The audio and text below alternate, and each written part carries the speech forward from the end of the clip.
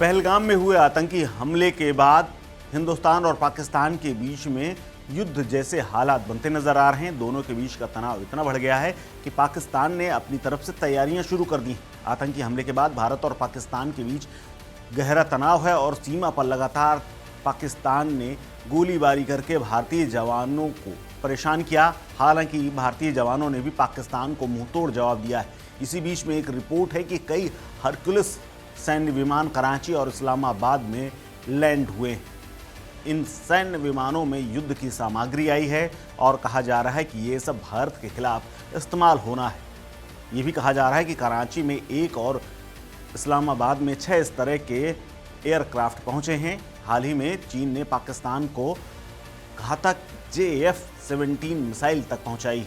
अब ऐसे में सवाल है कि ये हरकुलिस विमान आए क्यों हैं, और ये भी सवाल है कि क्या ये सब भारत के खिलाफ इस्तेमाल होने वाले हैं, और वो कौन सा देश है जो भारत के खिलाफ साजिश रचते हुए पाकिस्तान का साथ देने के लिए खड़ा हो गया है। तो आपको बता दें कि हिंदुस्तान और पाकिस्तान के तनाव के बीच में तुर्की ने पाकिस्तान को बड़ी सैन्य मदद दी है। ये वही तुर्की है जिसके अंदर भूकंप आया था, तो हिंदुस्तान ने आगे बढ़ कर के सैन्य मदद छोड़िए ढेर सारा सामान भेजा था, राहत सामग्री भेजी थी, लेकिन आज वही भारत को छोड़ करके पाकिस्तान की सैन्य मदद कर रहा है।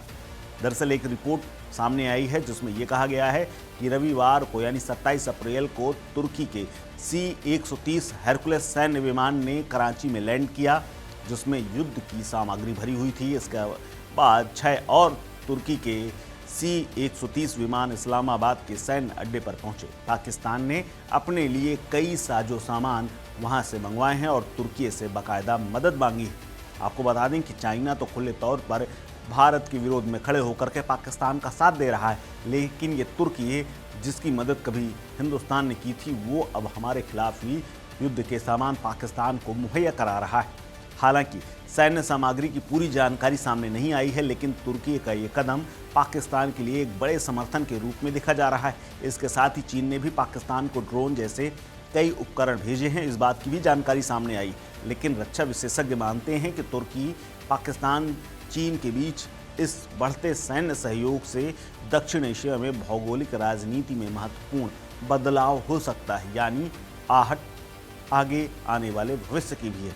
इसके अलावा एक रिपोर्ट ये भी सामने आई है कि पाकिस्तान एयरफोर्स यानी PAF ने चीन से अत्याधुनिक PL-15 बहुत लंबी रेंज के लिए एयर टू एयर मिसाइल की फास्ट डिलीवरी पाई है, और पाकिस्तान के एयरफोर्स ने अपनी नई JF-17 block 3rd fighter jet की तस्वीरें जारी की हैं।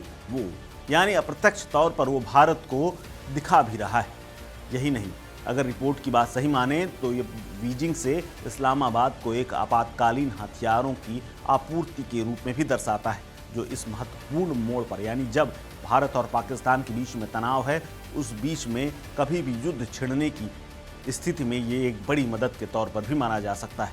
जबकि भारत ने पाकिस्तान पर एक्शन लेना शुरू भी नहीं किया है, लेकिन उससे पहले ही अगर पाकिस्तान डरा हुआ है और सैन्य मदद पड़ोसी देशों से और आसपास के मित्र देशों से मांग रहा है, तो अपने आप में भारत के लिए भी एक चिंता का विषय है और साथ ही जागने का भी।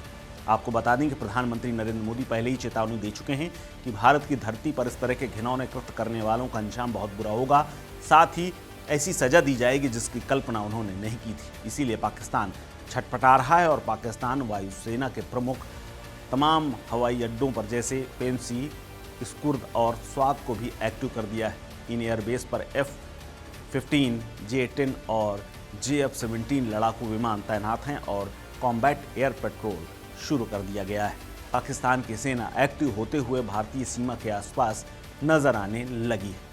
फिलहाल इस खबर में इतना ही। अपडेट्स के लिए बने रहिए वन इंडिया हिंदी के साथ।